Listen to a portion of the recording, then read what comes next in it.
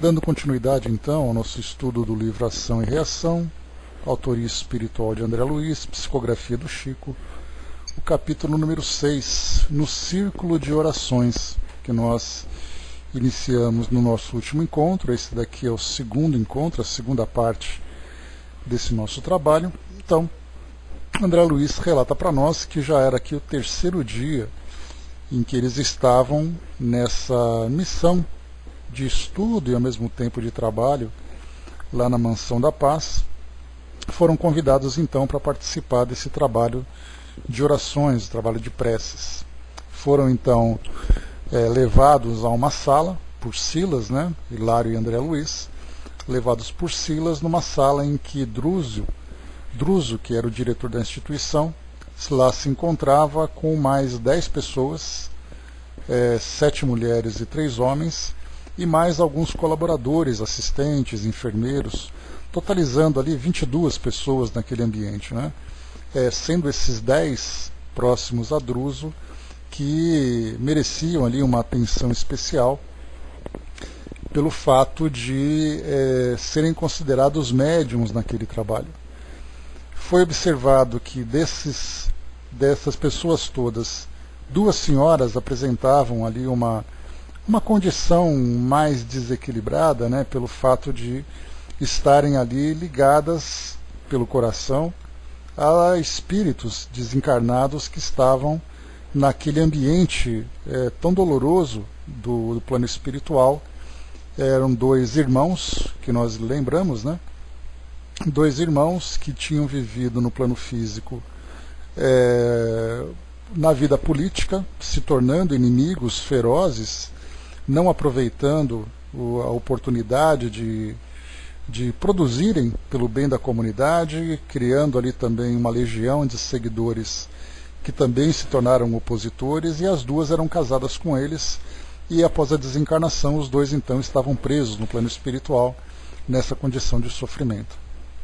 Hilário perguntou, André Luiz também ali observando, se esses 10 médiuns podiam ser considerados santos, pelo fato de estarem dando suporte ao trabalho de evocação em que manifestaria ali espíritos de esferas mais elevadas, trazendo orientações, instruções na condução das tarefas ali na instituição. E aí então Silas respondeu que longe disso, eram trabalhadores que tinham ali conquistado o mérito de estarem presentes naquele local, mas que estavam também vinculados psiquicamente ao plano físico, sofrendo as consequências daquilo que produziram e também já planejando novas encarnações, agora em condições melhores, para a resolução desses problemas.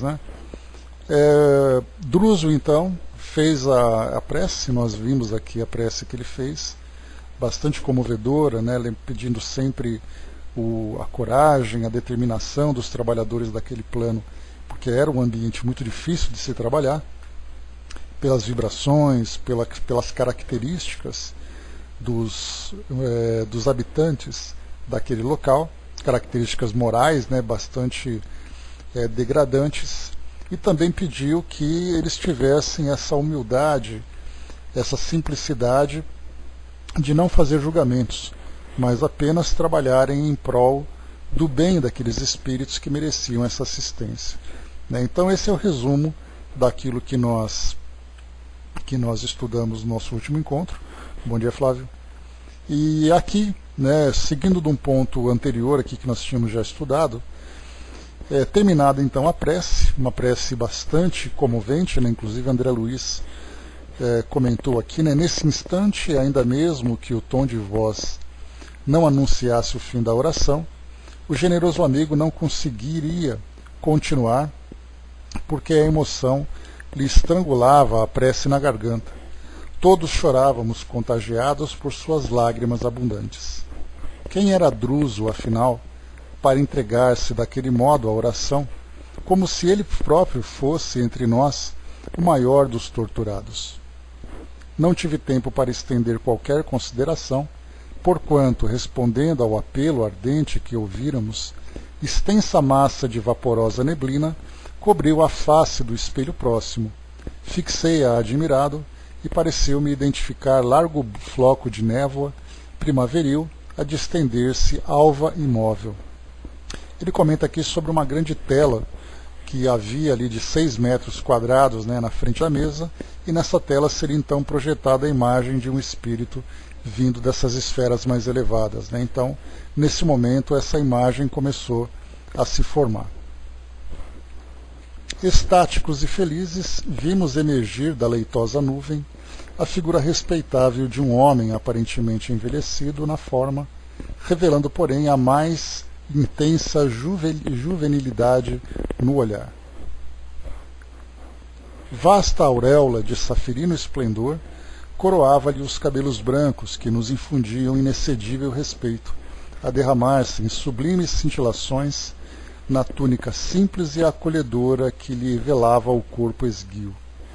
No semblante nobre e calmo, vagava um sorriso que não chegava a fixar-se. Após um minuto de silenciosa contemplação, levantou a destra e despediu grande jorro de luz sobre nós e saudou: a paz do Senhor esteja conosco. Havia tanta doçura e tanta energia, tanto carinho e tanta autoridade naquela voz, que procurei manter o melhor governo das emoções para não cair de joelhos.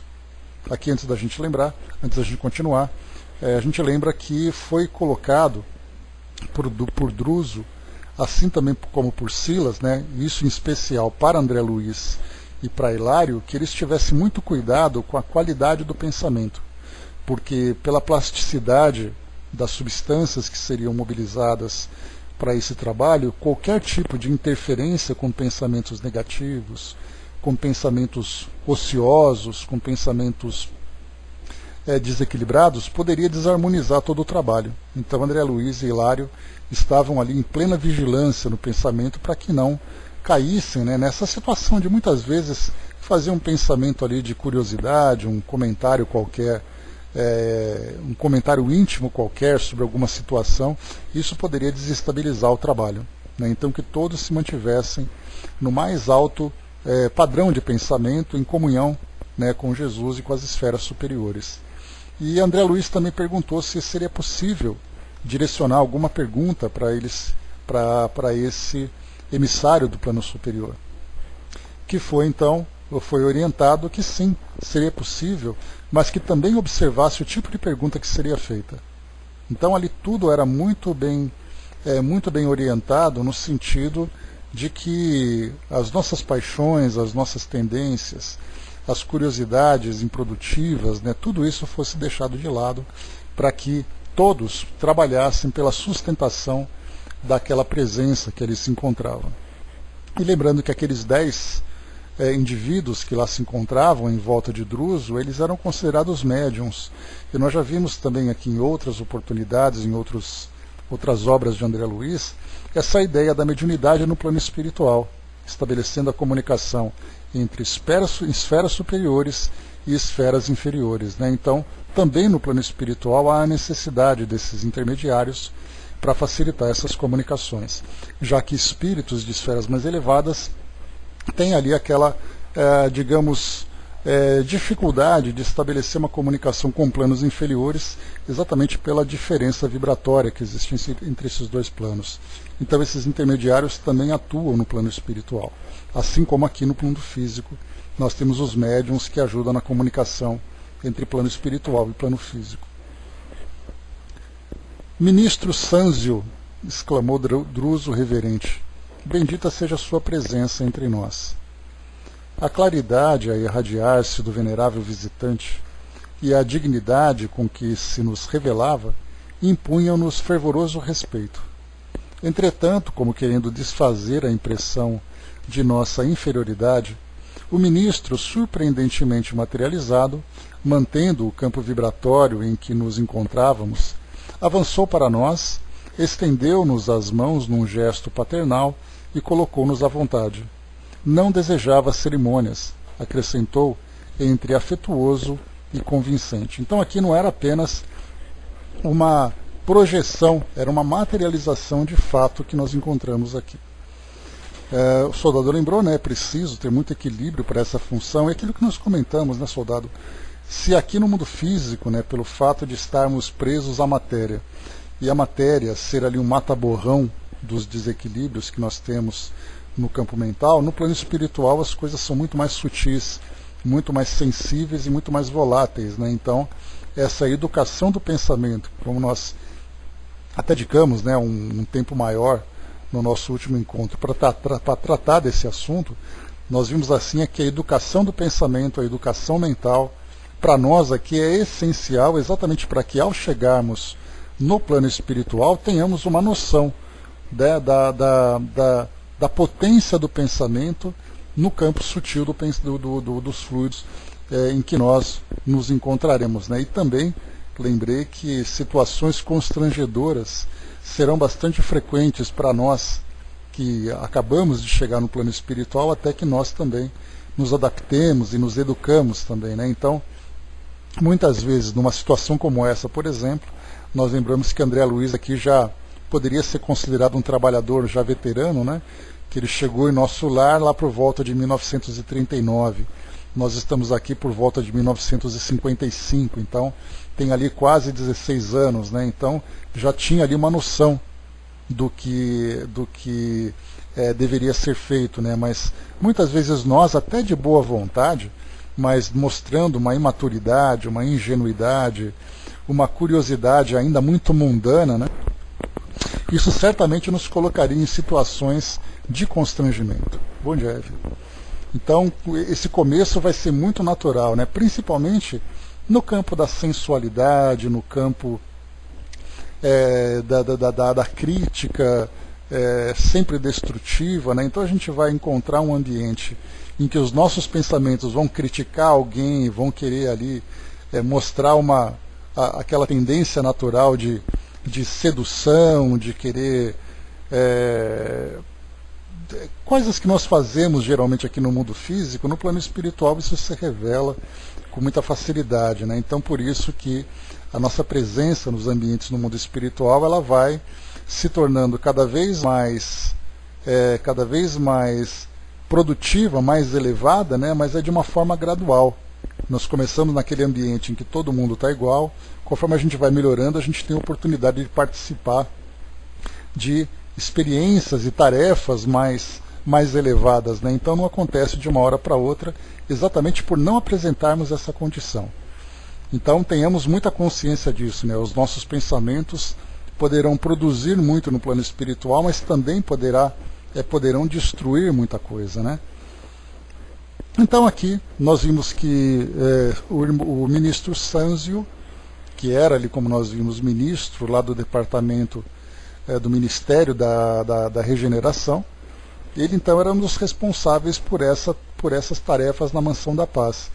Então fazia essa coordenação de ajudar os espíritos nesse trabalho de reconstrução, de regeneração, replanejamento do futuro, de resgate. Então era aquele trabalho bem mais difícil de se fazer, né? Então aqui para nós. Em seguida, demonstrando o valor das horas, recomendou ao diretor apresentasse os processos em estudo.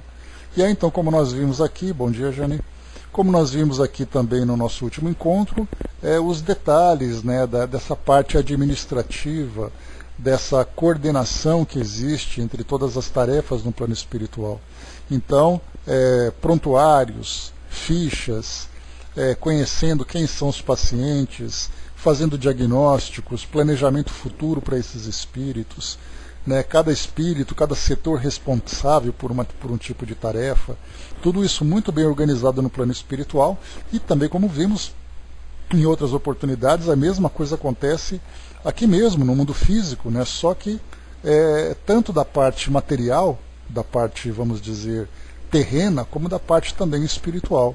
Então, como nós temos uma casa espírita, com toda a sua organização, temos ali a sua diretoria, temos ali as chefias, né, de cada setor, coordenando estudos, coordenando trabalhos, coordenando palestras, trabalhos sociais. Então a impressão que nós temos é que tudo isso é apenas uma coordenação aqui do mundo físico. E do plano espiritual nós não nos esquecemos, né? da quantidade de espíritos envolvidos nessa tarefa, nesse intercâmbio entre mundo físico e mundo espiritual, e coordenadores de trabalho do plano espiritual. Durante as próprias tarefas, né, quem são os espíritos responsáveis por conduzir encarnados e desencarnados para as atividades, levar esclarecimentos, numa reunião mediúnica, por exemplo, em que 10 espíritos vão se comunicar, a ordem em que esses espíritos vão se comunicar, o cuidado para a condução desse trabalho, tudo isso é muito meticulosamente coordenado.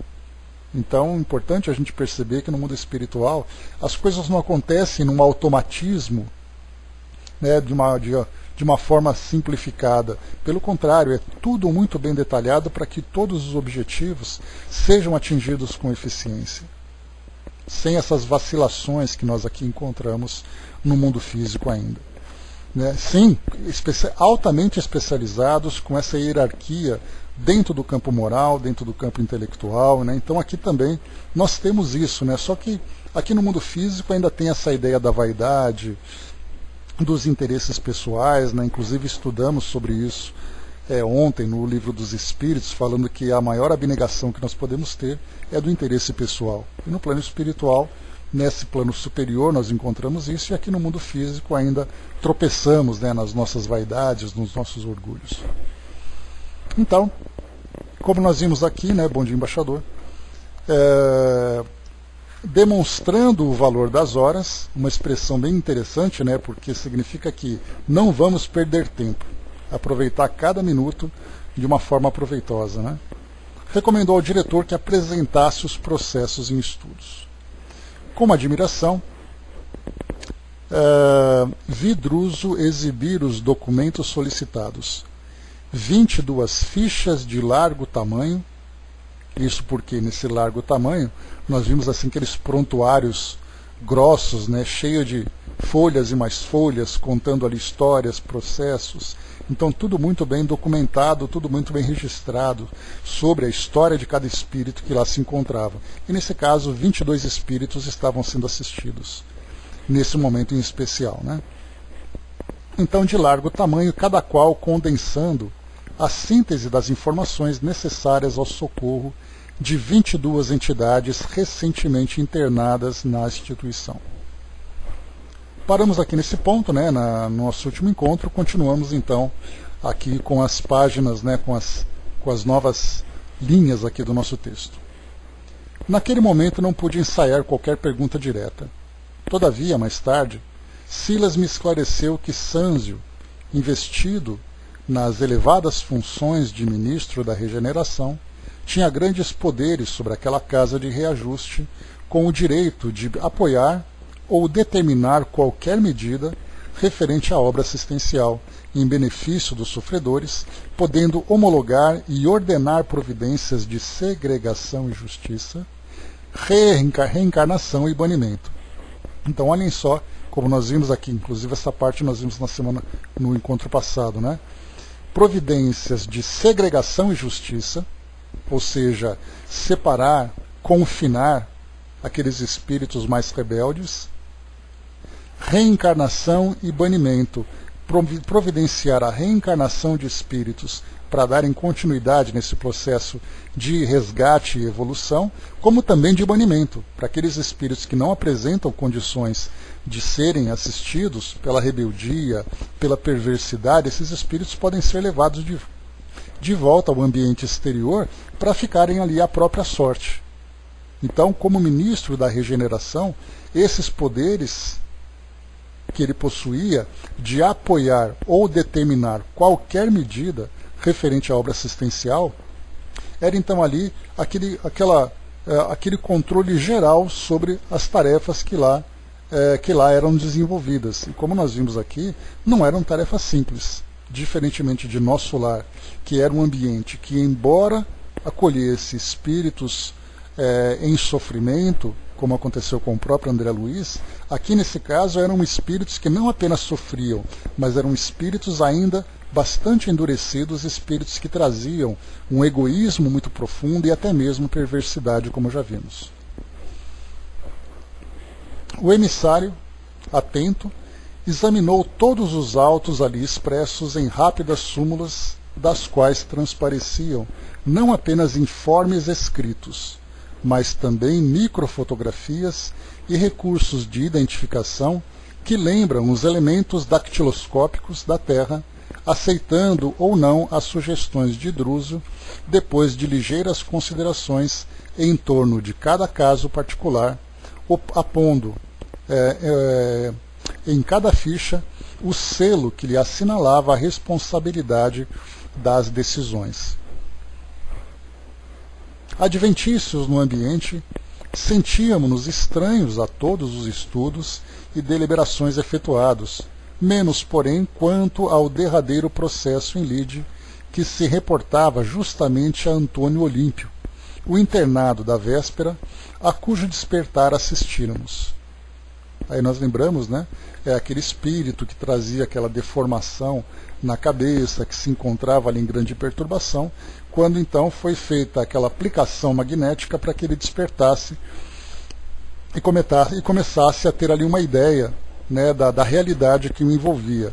Era aquele pai cujos filhos então, ambicionando, né, a herança que ele deixava, fez com que tratou com indiferença a desencarnação do pai e depois também fazendo com que a mãe sofresse ali pelas ações deles, né? E eles depois dilapidaram então esse patrimônio. Esse pai no plano espiritual foi tomado de revolta e entrou nesse processo profundo de desequilíbrio, principalmente, como foi lembrado por Druso e por Silas, porque ele tinha sido responsável pela educação que ele deu para os filhos. E aí então isso acabou se tornando uma consequência daquilo que ele mesmo plantou. Então era Antônio Olímpio. Antônio Olímpio. A presteza com que os dados do ex-fazendeiro haviam sido relacionados era de causar o maior espanto. Convidados pelo instrutor a compulsá-los, porque percebia ele a importância de que o assunto se revestia, nós, Hilário e eu, reconhecemos-lhe o retrato e a legitimidade das declarações que prestara sob a influência magnética a que fora submetido. Então tudo aquilo que foi colhido naquele momento em que ele chegou lá na colônia, tudo isso foi registrado nesse prontuário, que acabou depois sendo apresentado aqui para o ministro Sânzio. Soldado colocou nessa questão da herança material, é muito comum, né, até hoje em dia. Inclusive, né, nós temos ali muitos espíritos que desencarnam, e uma das grandes provações que eles acabam vivenciando é exatamente acompanhar todo o processo, né, de velório, sepultamento, ajustes de testamento, né, vendo ali as brigas da família e tudo mais, que para ele é um grande sofrimento, porque mostra exatamente aquilo que ele mesmo semeou durante a sua vida.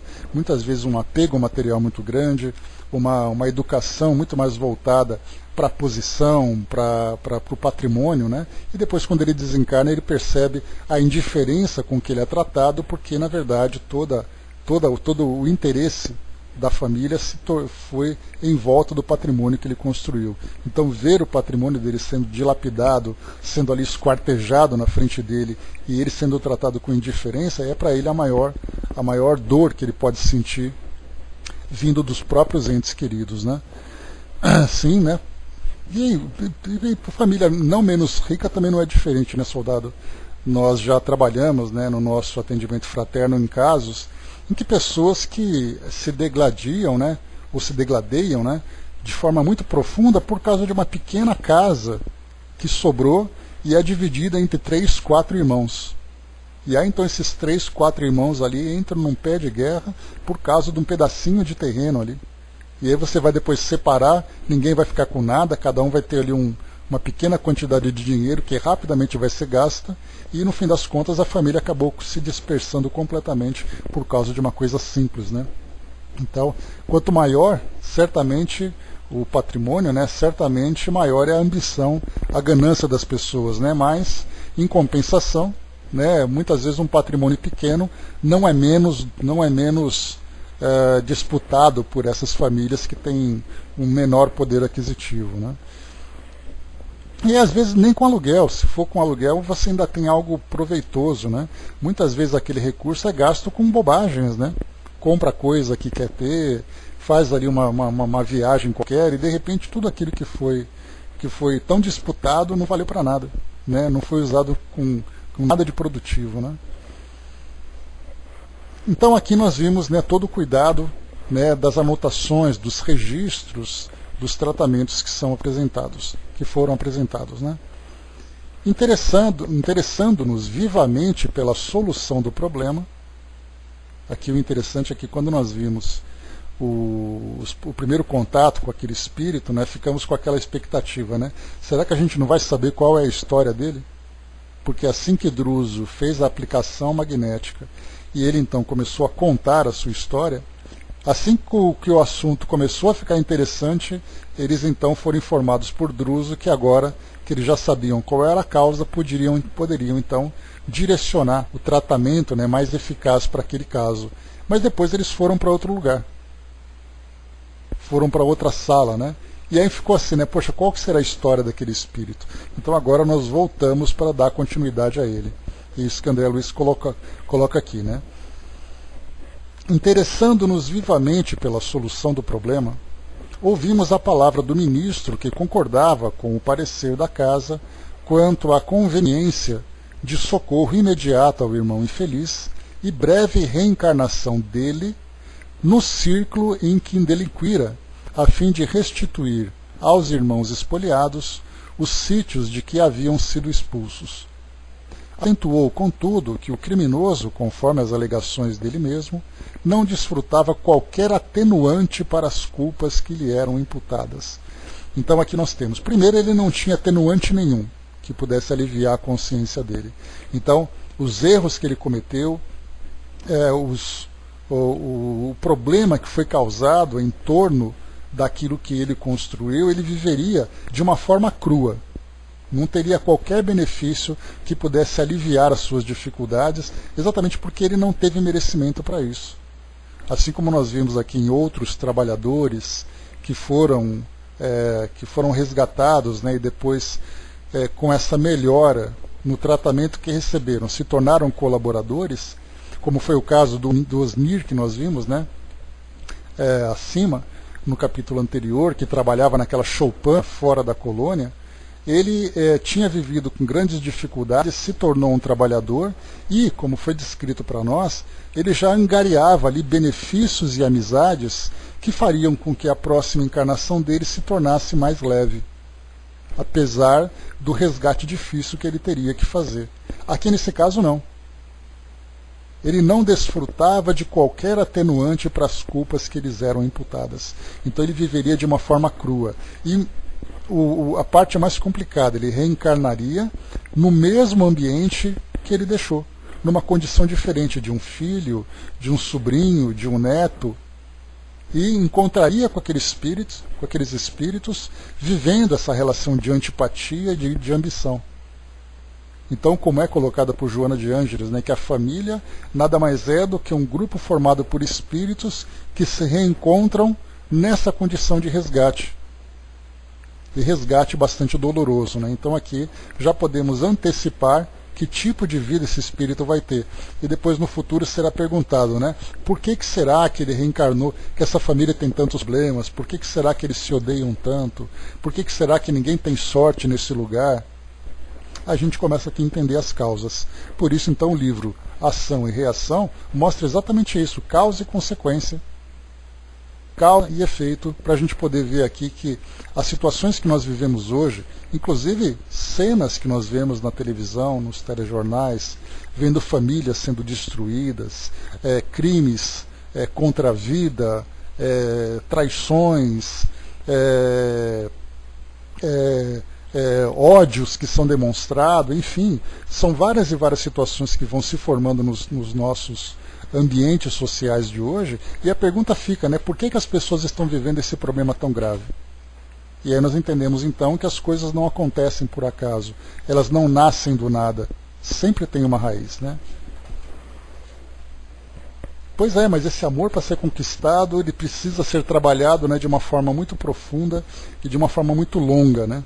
Infelizmente. Mas vamos lá, vamos entender aqui tudo que foi colocado para nós. Então, mais uma vez aqui em cima, só para a gente lembrar, né? Ele concordava, então, o ministro Sanzio, com o parecer da casa quanto à conveniência de socorro imediato ao irmão infeliz e breve reencarnação dele.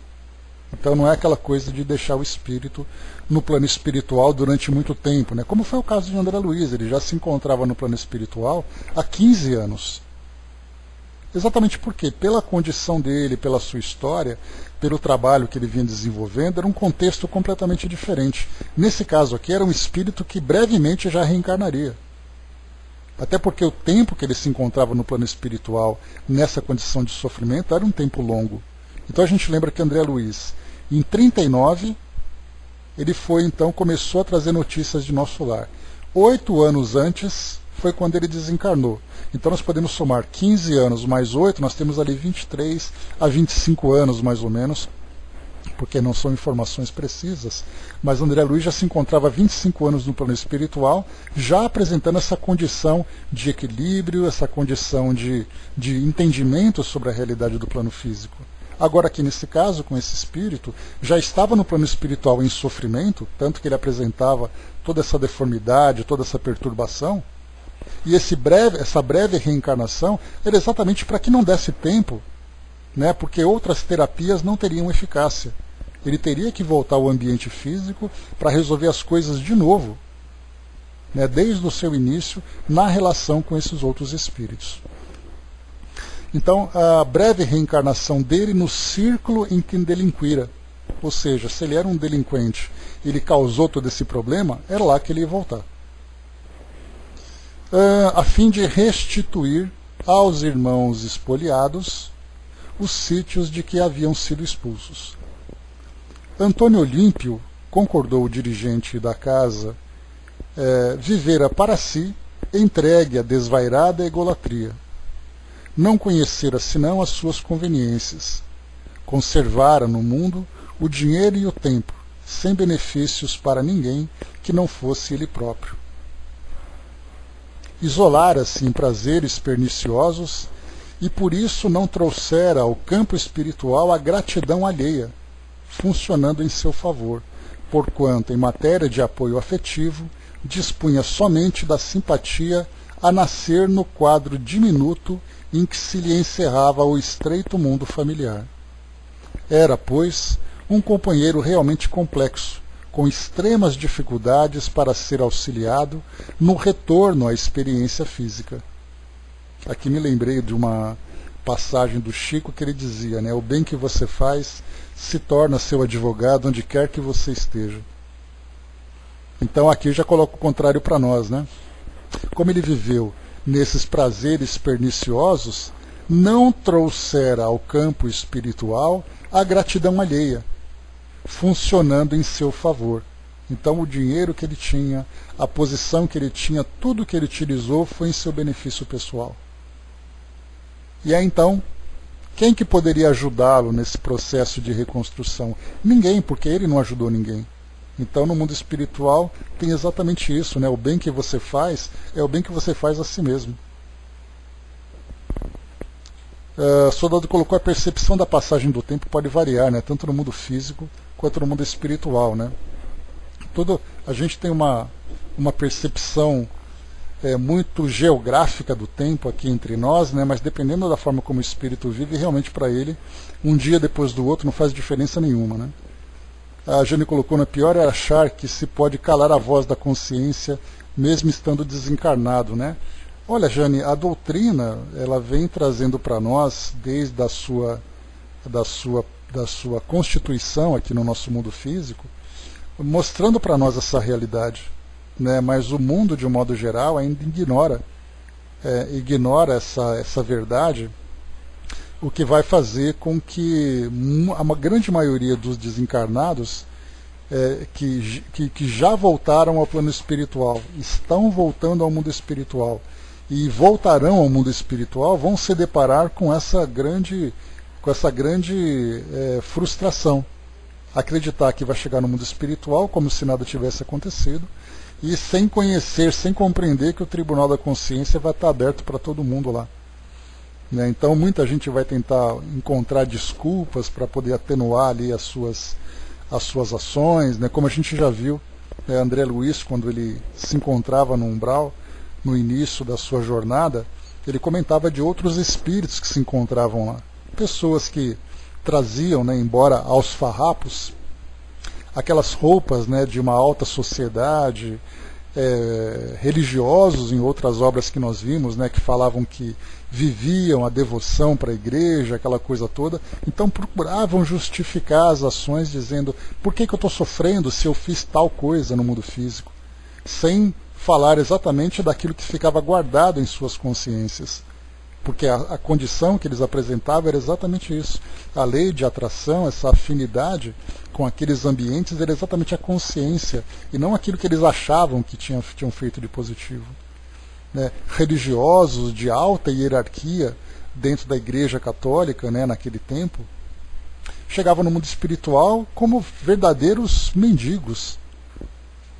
E eles exigiam, né, ainda por cima, tinham essa petulância de exigirem o reconhecimento daquilo que eles fizeram. Só que exatamente o tribunal os colocou nessa condição exatamente por causa do que eles fizeram, que eles não reconheciam, que eles achavam que isso era algo que era desculpável, né? Infelizmente. O mundo espiritual e as leis naturais mostram a realidade dos fatos em nossas ações do pretérito, né? Então nós podemos antecipar desde já essa realidade do mundo físico a partir desse conhecimento que a doutrina espírita traz para nós, né?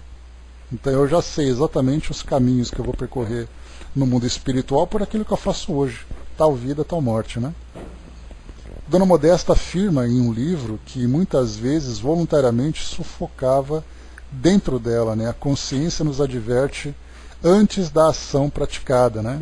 Mas a gente sempre está acostumado, né, com aquela coisinha, né? Deixa eu fazer só um pouquinho que não tem problema. Só que na verdade tem um grande problema, né? Então a gente já começa a entender exatamente as consequências dos desvios das nossas ações, os desvios do caminho dessas leis naturais que nos levam, né, para esse crescimento. E continuando, vamos lá.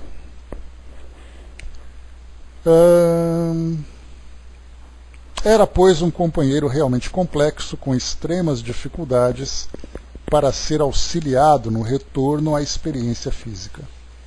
O magnânimo mensageiro, entretanto, recordou que a esposa e o filho lhe eram devedores de insuperável carinho.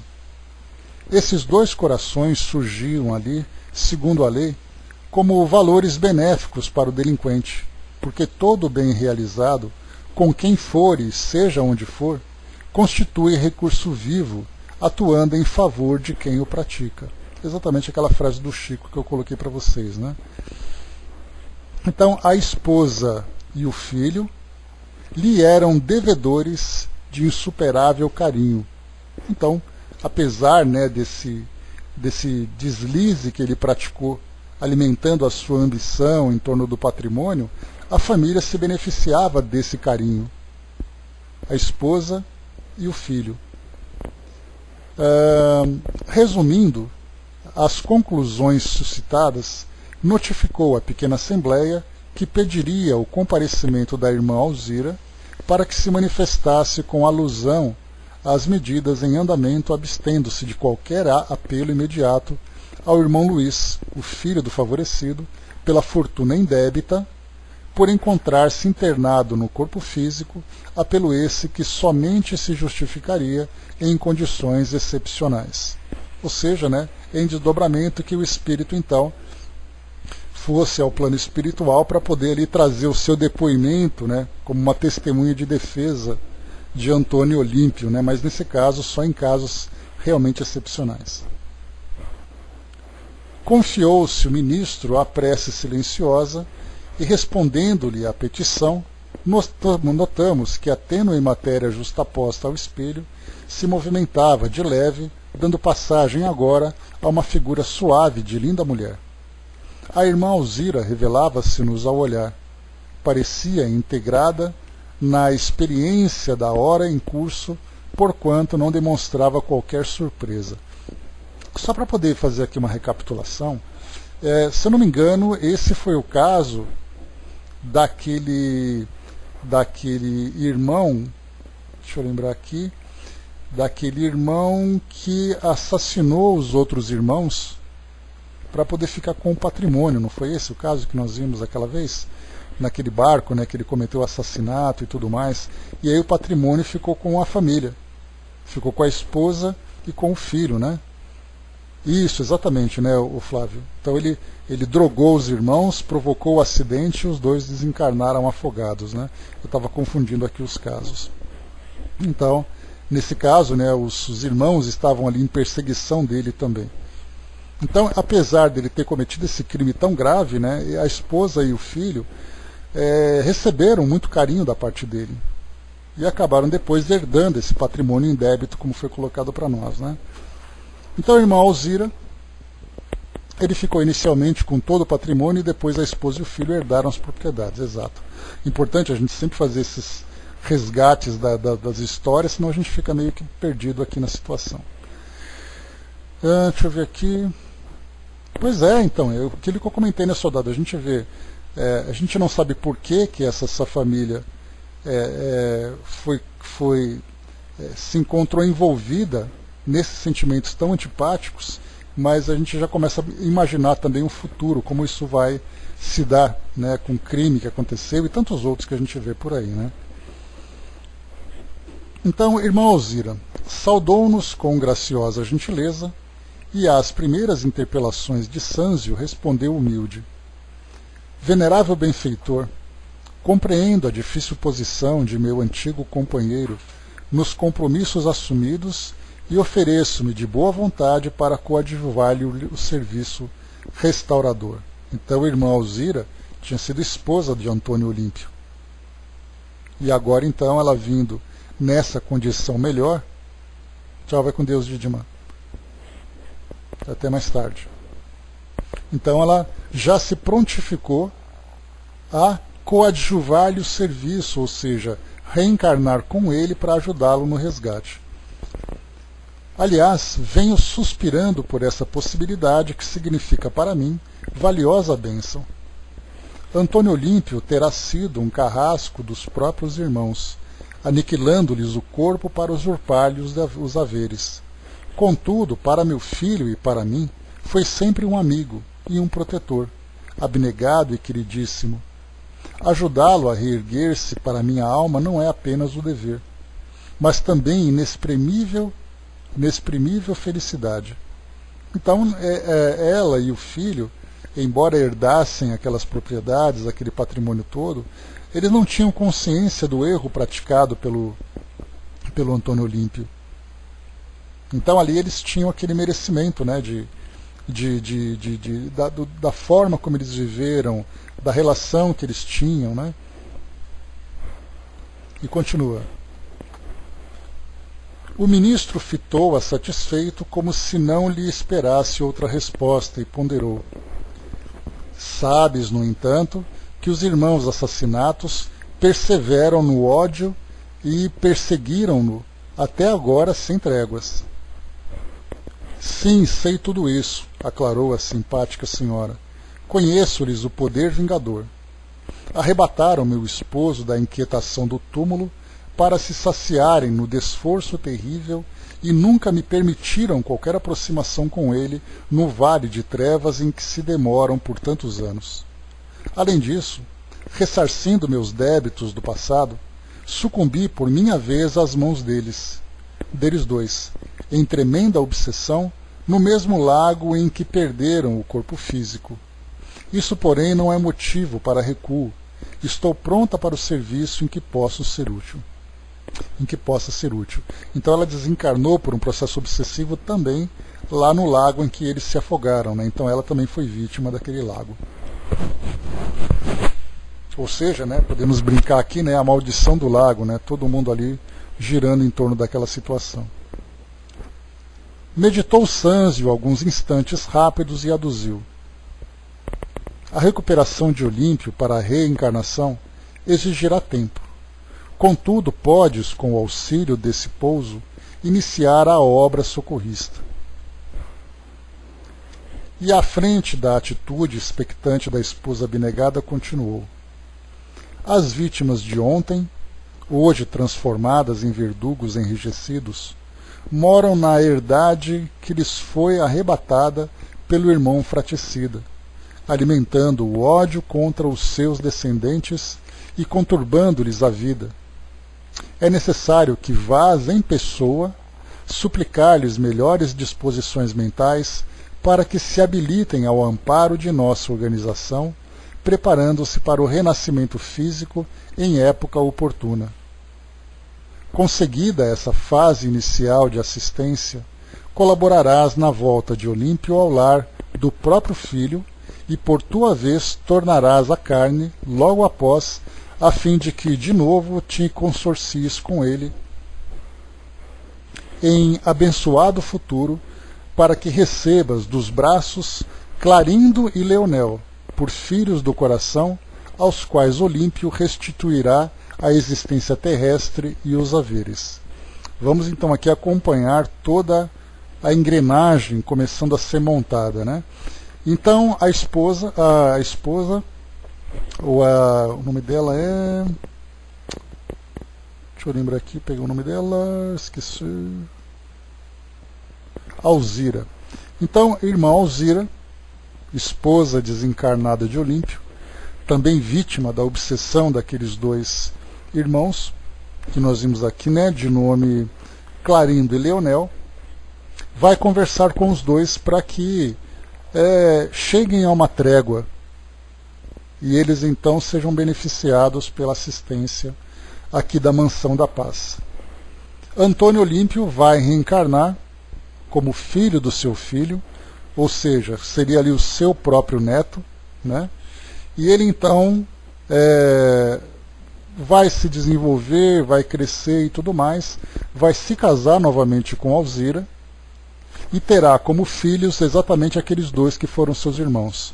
Já vemos ali uma relação de antipatia sendo formada, a menos que esses dois espíritos, Clarindo e Leonel, saiam dessa condição de endurecimento, o que é pouco provável, porque a gente lembra que essas mudanças não acontecem de uma hora para outra, porque sempre vai existir aquela desconfiança, aquele medo, aquele ressentimento que fica muito vivo, né, dentro de nós, nessa condição em que nós nos encontramos. E aí então ele terá dois compromissos, o Olímpio, não apenas de oferecer a vida de novo a eles, vida essa que ele mesmo tirou, como também deixar como herança o patrimônio que ele vai herdar do filho. Então nós vemos ali um patrimônio que vai passando de geração após geração, ficando dentro daquela família, que na verdade foi a causa de toda a desavença entre eles. Vocês se lembram que eu trouxe uma suposição, quando nós estudamos esse caso, que esses três irmãos, assim que receberam a herança do pai, poderiam facilmente aceitar, né, essa divisão dos bens, cada um cuidando da sua vida, cada um ali dando continuidade, né, nos seus projetos, nos seus planos, com aquilo que eles receberam, e aí então nós teríamos uma família resolvida. Mas ao contrário disso, Antônio Olímpio, tendo a ambição de querer ficar com todo o patrimônio que veio do pai, assassinou então os dois irmãos. E aí começou todo esse processo de resgate, de perseguições e tudo mais, né? Então, esse é o quadro que vai ser formado no futuro. Então, isso pode demorar mais ou menos tempo. A gente lembra que Olímpio vai, então, ser trabalhado para a preparação dessa reencarnação, enquanto Clarindo e Leonel terão ali alguns anos, pelo menos ali 20 ou 30 anos, né? Até que o casal de Antônio Olímpio e Alzira se formem, que eles possam ter filhos e tudo mais, né? Então terão esse tempo para se regenerar. A pergunta é, será que eles vão aceitar esse processo? Será que eles vão resistir a esse processo? Essa é a questão que fica no ar, né? Deixa eu ver aqui, o soldado colocou, já vi um caso assim, e a reencarnação foi imediata, né, entre a morte do avô e o nascimento do neto, né? Algumas vezes a reencarnação é o melhor remédio, né? Não adianta querer ficar no mundo espiritual, mudar o espírito, se, né, voltar ao palco terreno é o melhor caminho para que ele possa se regenerar. o Flávio colocou, né, a gente vê aí claramente a rede de compromissos, né, sendo traçada novamente para prevalecer o bem, uma vez que a rede anterior foi danificada, provocando nós de ódio, né? Então esse é o melhor caminho que nós temos.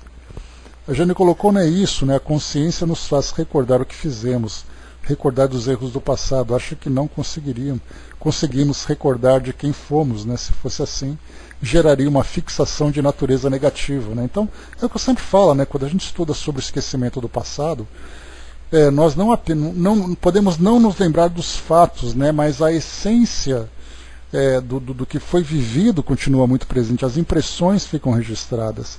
Então, as impressões, por exemplo, do ódio, da afinidade, do amor, do medo, da culpa.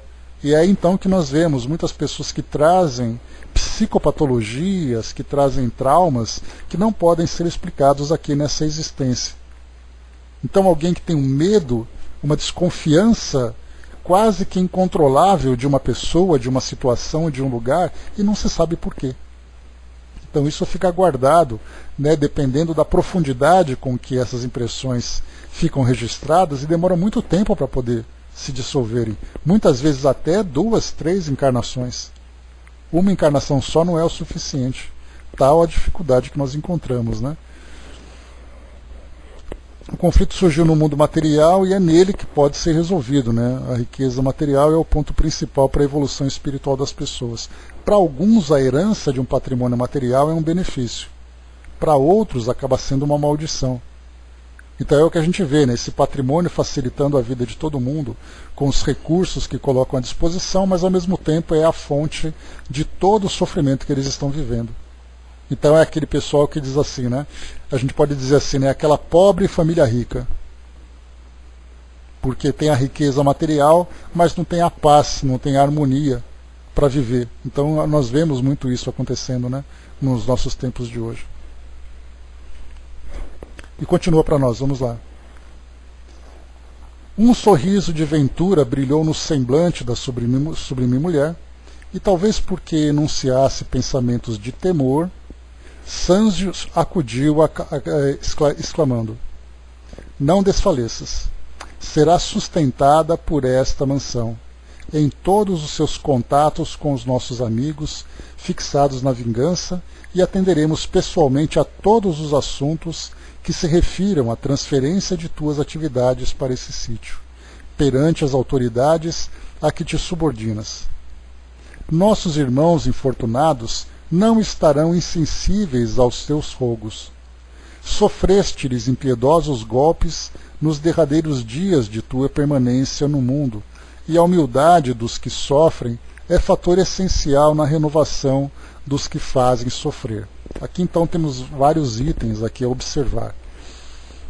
Ela tem então aquele medo do reencontro com esses espíritos, exatamente pela perseguição e pelas dificuldades que ela acabou enfrentando, mas ela vai ter o suporte da instituição, e também aqui o mais importante, né, a humildade dos que sofrem é fator essencial na renovação dos que fazem sofrer. Então é aquela resignação, porque aquele que sofre essa perseguição, ele tem duas situações para vivenciar. Ou ele se resigna do sofrimento, perdoando, mostrando essa humildade, ou ele busca a vingança. No caso dela, mostrando essa grandeza diante desse sentimento negativo que esses irmãos apresentam, para ela é uma autoridade moral com que ela vai se apresentar. Então essa é a parte importante. O segundo é que ela, estando desencarnada, ela pertence a um outro ambiente, porque o sentimento que ela vivencia não é o sentimento que a vincula a esse ambiente no plano espiritual, esse ambiente de dor e sofrimento. Ela está em outra situação. Como, por exemplo, nós poderíamos dizer que ela se encontra vinculada a outra colônia, com a qual ela tem afinidade, ela tem amigos e tudo mais.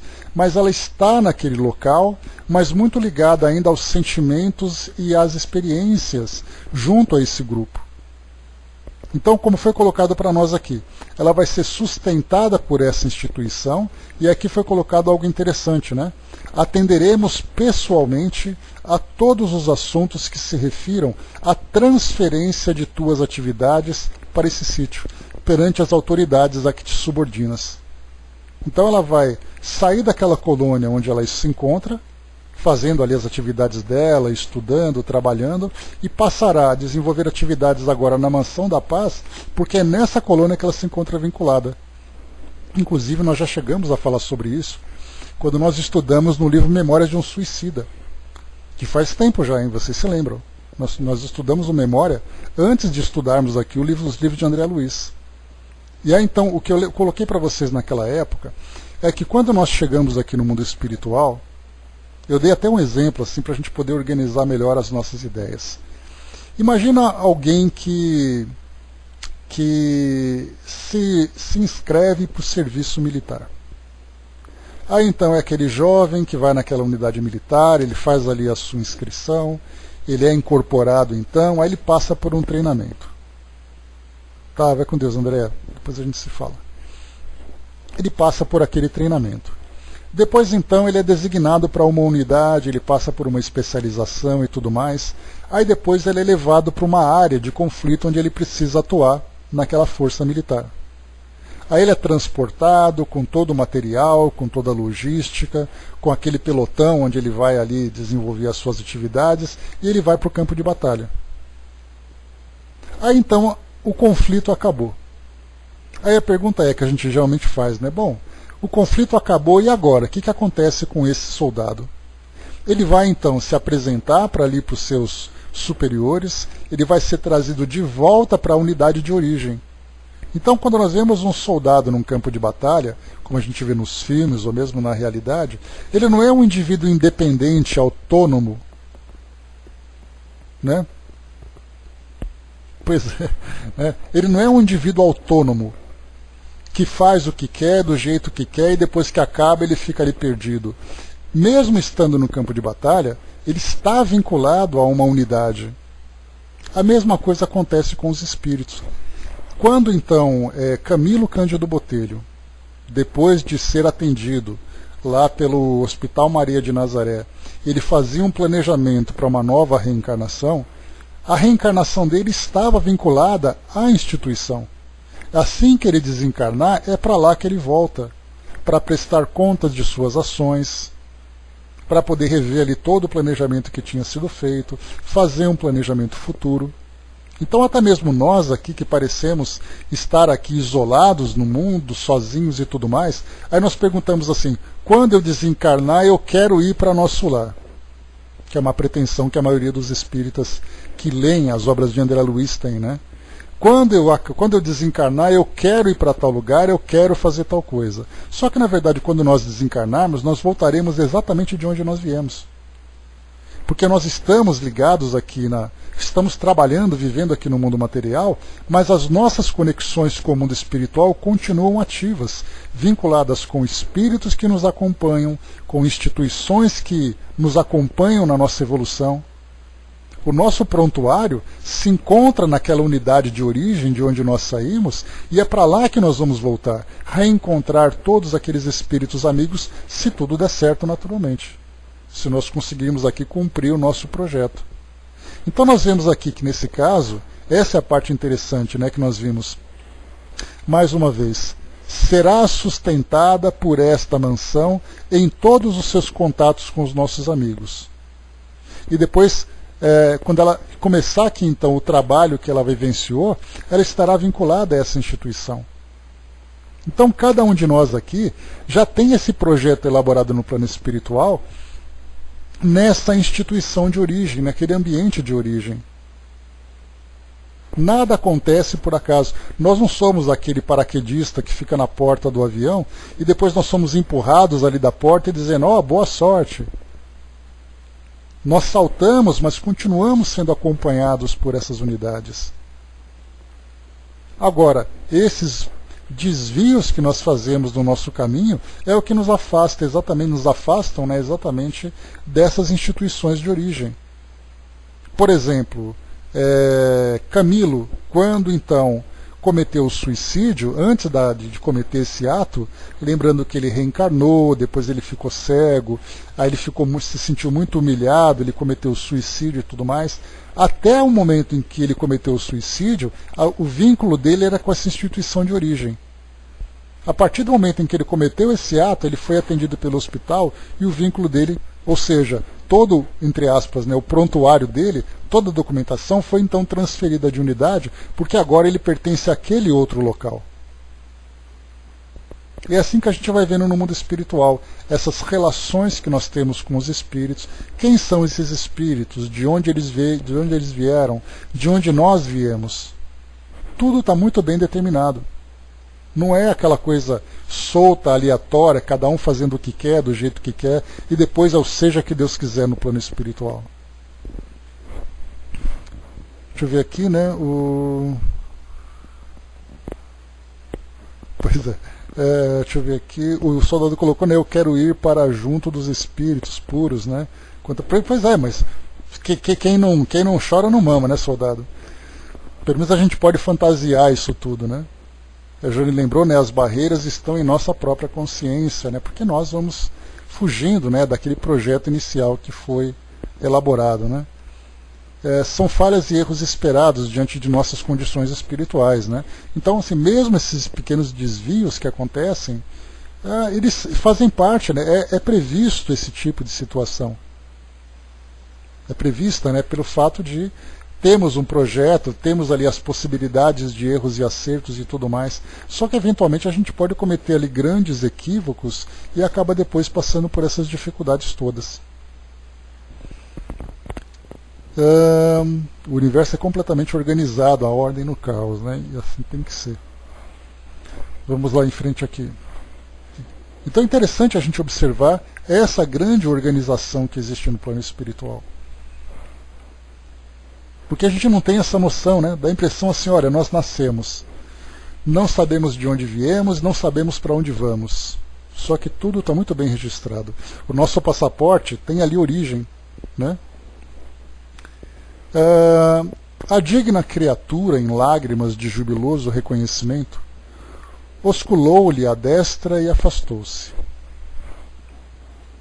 A cena tocante e simples emocionara-nos fundamente. Senti o incomensurável amor de Deus, alicerçando os fundamentos de sua justiça indefectível, e no imo d'alma bradei para os meus próprios ouvidos: louvado sejas tu, Pai de infinita bondade, que semeias a esperança e a alegria até nos infernos do crime, como desabotou as rosas de beleza e perfume do seio dos sarçais. Autorizadas por Druso, Madalena e Silvia eram duas daquelas irmãs que faziam parte daquele grupo de 10, mas elas se encontravam bastante deprimidas, que eram as duas que eram casadas com aqueles dois irmãos que foram políticos e que se odiavam, né? Então, elas chamaram a atenção de André Luiz porque elas destoavam significativamente do grupo. Era aquele grupo que era um grupo coeso, um grupo com um pensamento elevado, com um grupo consciente da responsabilidade de facilitar a materialização desses espíritos. Mas elas duas mostravam uma preocupação, uma tristeza muito grande. Foi aí que André Luiz então percebeu e perguntou e recebeu como resposta que as duas tinham merecimento para estarem naquele grupo, mas a preocupação delas estavam com os maridos, os então maridos, né, que estavam naquele ambiente de sofrimento e de perseguição. Perseguição mútua, né, diga-se de passagem. Então, autorizadas por Druso, Madalena e Silvia aproximaram-se do ministro, implorando-lhe a intercessão para que os esposos fossem atendidos naquele estabelecimento de paz e fraternidade para a reconstrução do destino à frente do porvir. Sânzio acolheu-lhes as súplicas com benevolência e carinho, determinando o recolhimento de ambos os infelizes no clima do instituto e prometendo facilitar-lhes a reencarnação para breve. Mais uma situação que nós vimos aqui vinculada com o capítulo anterior. eles dois seriam acolhidos pelo Instituto, embora não mostrassem ainda esse propósito de refazimento, de reconstrução.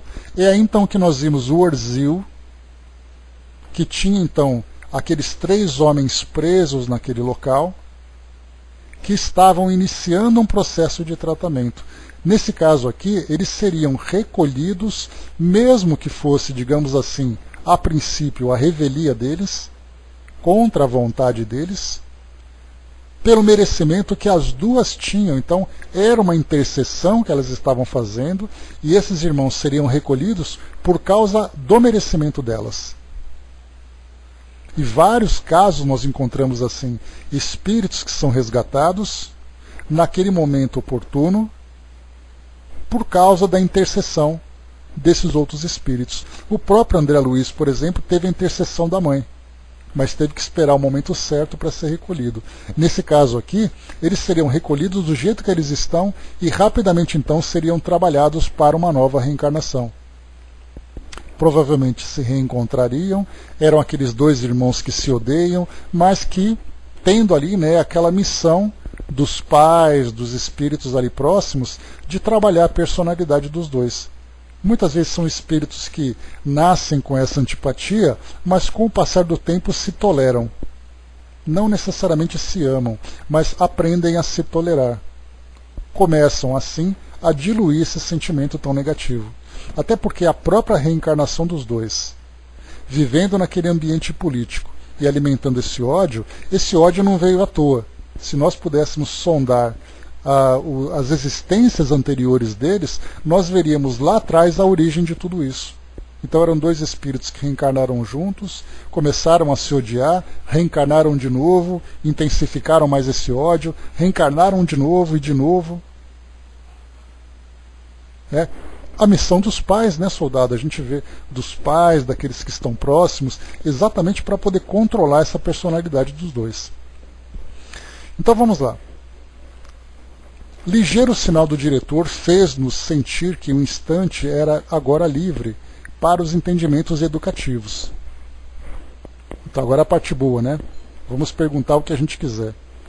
Assim impressionados com o que víramos e observáramos, Hilário e eu acercamo-nos do venerável mensageiro com o propósito de ouvi-lo a fim de aproveitarmos aquela hora de conversação rara e bela. Conversação preciosa. Facilitando-nos a tarefa, Druso apresentou-nos mais intimamente ao ministro Sânzio, informando que estudávamos em alguns problemas da mansão as leis de causalidade. Não de casualidade, né, mas de causalidade. Anelando penetrar mais amplas esferas de conhecimento acerca do destino, indagávamos sobre a dor. O grande mensageiro, como que abdicou por momentos a elevada posição hierárquica, que lhe quadrava a personalidade distinta, e tanto pelo olhar quanto pela inflexão da voz, parecia agora mais particularmente associado a nós, mostrando-se mais à vontade. A dor, sim, a dor, murmurou compadecido, como se perscrutasse transcendente questão nos escaninhos da própria alma. E fitando-nos, a Hilário e a mim, com inesperada ternura acentuou quase doce. Estudo-a igualmente, filhos meus. Sou funcionário humilde dos abismos. Trago comigo a penúria e a desolação de muitos. Conheço irmãos nossos, portadores do estigma de padecimentos atrozes, que se encontram animalizados há séculos nos despenhadeiros infernais. Entretanto, cruzando as trevas densas, embora o enigma da dor me dilacere o coração, nunca surpreendi criatura alguma esquecida pela divina bondade. Então, bem interessante, né, de ver que espíritos, por mais sofredores que se apresentem, por maior que seja o tempo em que eles se encontrem assim, eles não se encontram esquecidos. Porque é interessante a gente perceber que, Instituição como essa, como é o caso da Mansão da Paz, e esses trabalhadores todos, né, encabeçados por Druso, assim como outros espíritos mais elevados, como é o caso do Ministério da Regeneração, nós temos ali guardiões desses abismos, chamados de abismos infernais, que ficam observando cada entidade que lá se encontra, esperando o momento certo de auxílio, esperando aqueles momentos de resgate. Nós já vimos várias experiências assim. Então, são aqueles que ficam, exatamente, soldado, aqueles olheiros e protetores, porque embora seja um lugar que pareça realmente um verdadeiro inferno, com os demônios, com toda aquela dor presente e pungente também no coração de cada um, esses espíritos ali ficam observando o momento certo das coisas acontecerem. Por isso, então, ninguém se encontra esquecido. É o caso que a gente viu, né? Nós vemos hoje na nossa sociedade ambientes de guerra, ambientes de indivíduos que se perderam na vida com dependências químicas, com violência, com tráfico de drogas. Nem mesmo esses espíritos estão esquecidos, embora a regência naquele momento se encontra muito mais intensa por parte dos espíritos que são os obsessores e esses comparsas espirituais. Mas os protetores, os anjos guardiões, esses espíritos que trabalham na orientação, né, da nossa evolução, estão ali observando o tempo todo. Essa é a parte bacana. Por isso, então, criatura alguma esquecida pela divina bondade. Registrando-lhe a palavra amorosa e sábia, inexprimível sentimento me invadiu a alma toda. Até ali, não obstante ligeiramente, convivera com numerosos instrutores. E nós já vimos, né, em tantos livros que ele vai colocando, quantos e quantos instrutores André Luiz teve a oportunidade de acompanhar. De muitos deles conseguira ensinamentos e observações magistrais, mas nenhum até então me trouxera ao espírito aquele amálgama de enlevo e carinho, admiração e respeito que me assomava ao sentimento. Enquanto Sânzio falava generoso, cintilações roxo-prateadas nimbavam-lhe a cabeça, mas não era a sua dignidade exterior que me fascinava. Era o caricioso magnetismo que ele sabia exteriorizar. Tinha a impressão de achar-me à frente de meu pai, ou de minha própria mãe, ao lado de quem me cabia dobrar os joelhos. Sem que me fosse possível governar a comoção, lágrimas ardentes rolavam-me pela face. Não pude saber se Hilário estava preso ao mesmo estado d'alma, porque diante de mim passei a ver Sânzio somente, dominado por grandeza humilde. De onde vinha, senhor?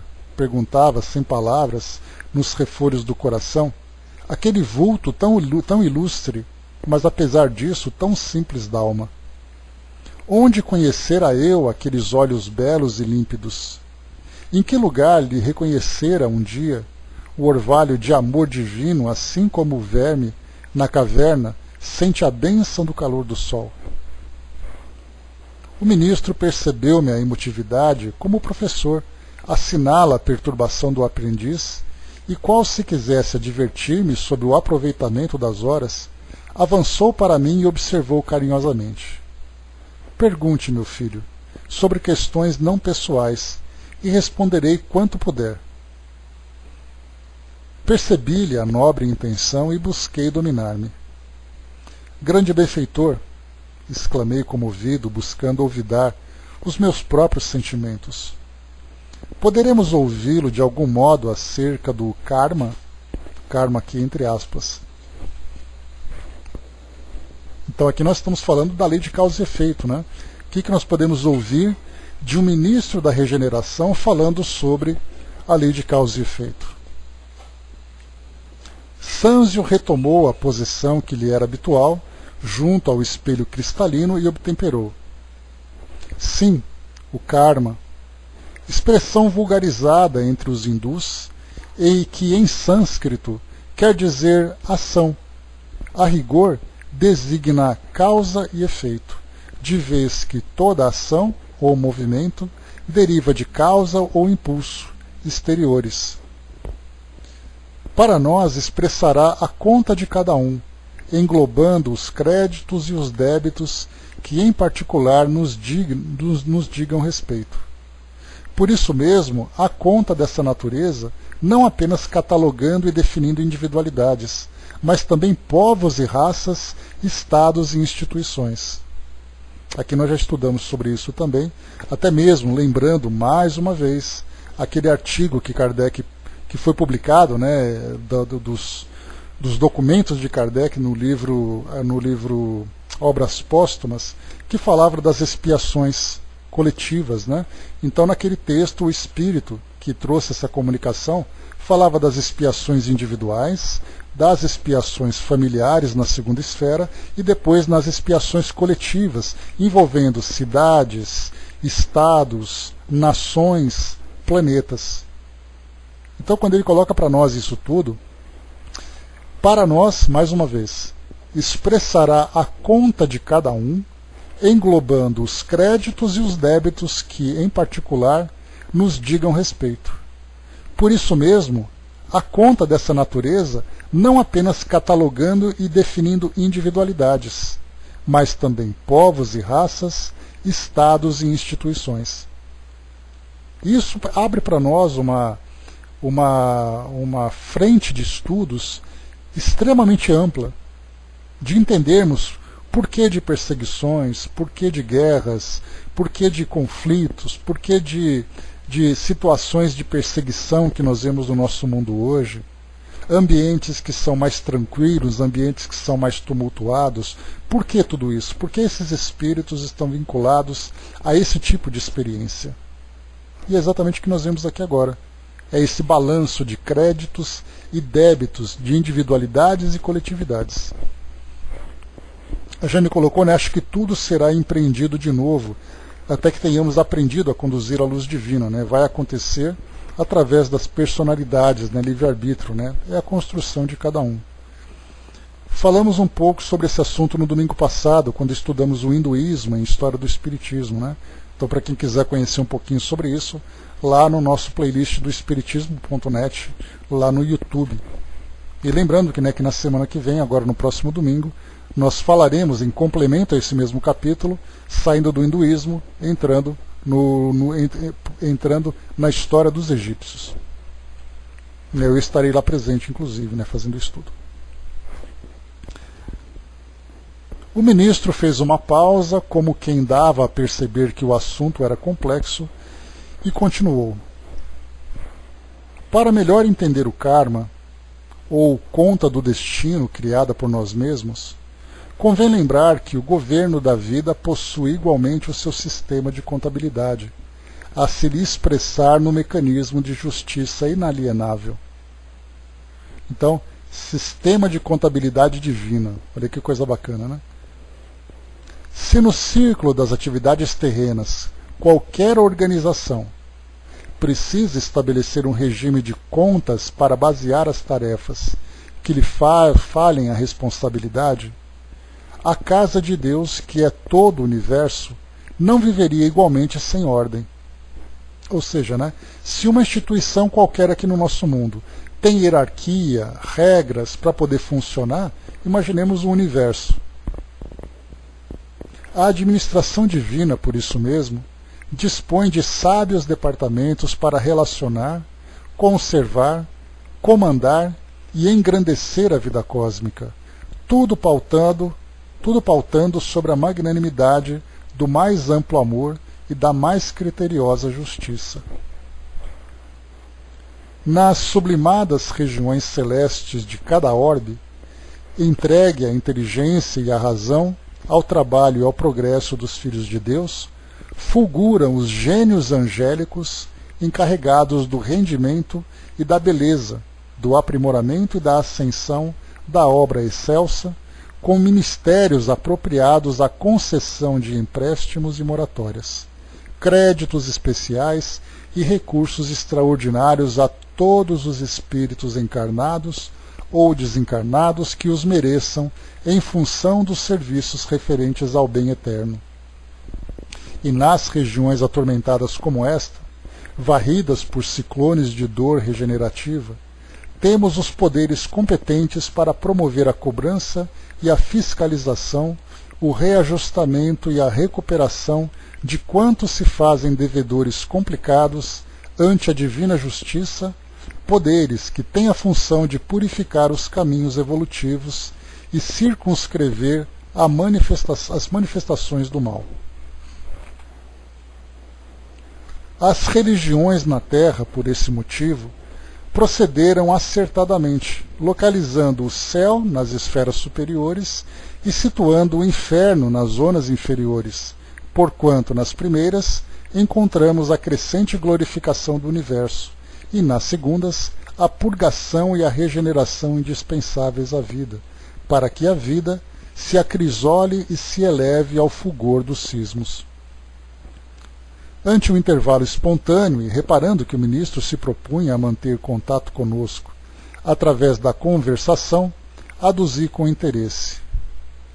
Comove saber que, sendo a providência divina a magnanimidade perfeita, sem limites, gerando tesouros de amor para distribuí-los com abundância em favor de todas as criaturas, é também equidade vigilante na direção e na aplicação dos bens universais.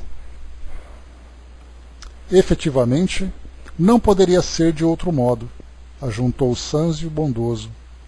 Em assuntos da lei de causa e efeito, é imperioso não olvidar que todos os valores da vida, desde as mais remotas constelações à mais mínima partícula subatômica, pertencem a Deus, cujos inabordáveis desígnios podem alterar e renovar, anular e reconstruir tudo o que está feito.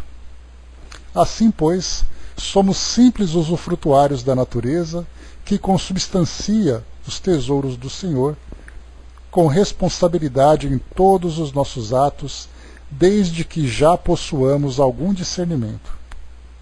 O espírito, seja onde for, encarnado ou desencarnado, na terra ou noutros mundos, gasta em verdade o que lhe não pertence, recebendo por empréstimos do Eterno Pai os recursos de que se vale para efetuar a própria sublimação no conhecimento e na virtude.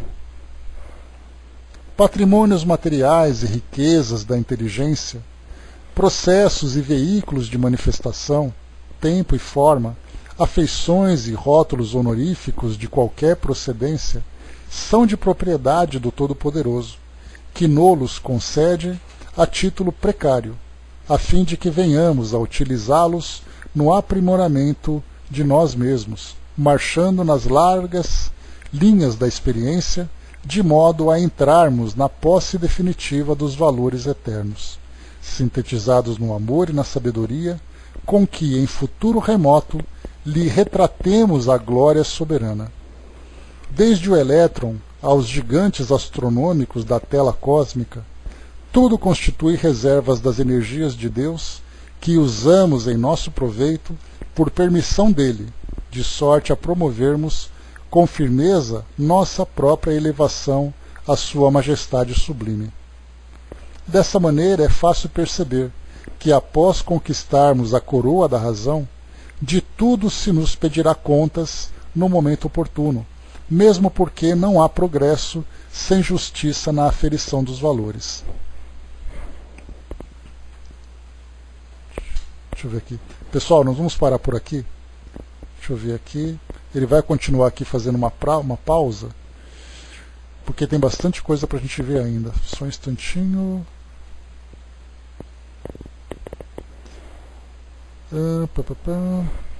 Deixa eu ver aqui. Esse capítulo é bem extenso. Aqui.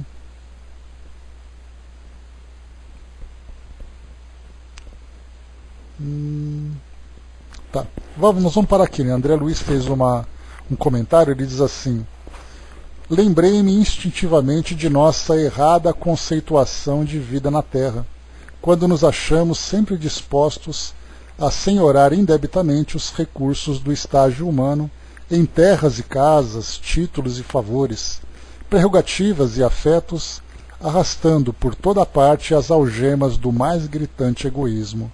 Né? Então aqui, nós vamos parando também, Marion. Então nós paramos aqui na página 40, porque esse trecho agora ele é bastante complexo, né, pelo fato de tratar, né, com detalhes dessa ideia da lei de causa e efeito. Então aqui da página 40, depois do comentário de André Luiz, nós temos aqui ainda até a página número... Nossa, é muito longo esse capítulo. Até a página número 44. Então nós paramos na 40 ainda, tem bastante coisa para a gente ver. E tem que tomar cuidado porque cada parágrafo aqui traz para nós uma instrução mais profunda, né?